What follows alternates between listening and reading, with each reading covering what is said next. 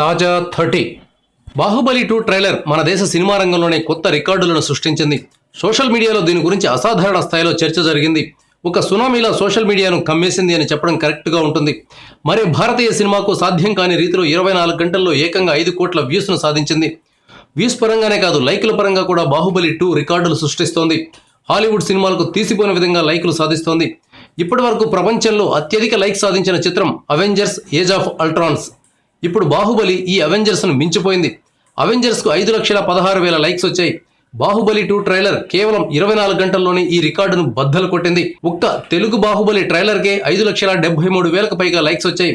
అయితే వ్యూస్ పరంగా Avengers first ప్లేస్లో ఉంది. ఈ సినిమాకు 8 కోట్లకు పైగా వ్యూస్ వచ్చాయి.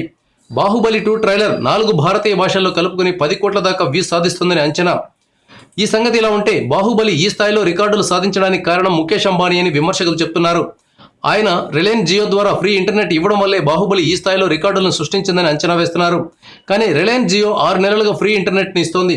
కేవలం బాహుబలికి మాత్రమే ఫ్రీ ఇంటర్నెట్ ఇవ్వడం లేదు. అందువల్ల రిలయన్స్ జియోతో బాహుబలి 2 ట్రైలర్ రికార్డులు సృష్టిస్తోందని అనుకోవడానికి లేదు.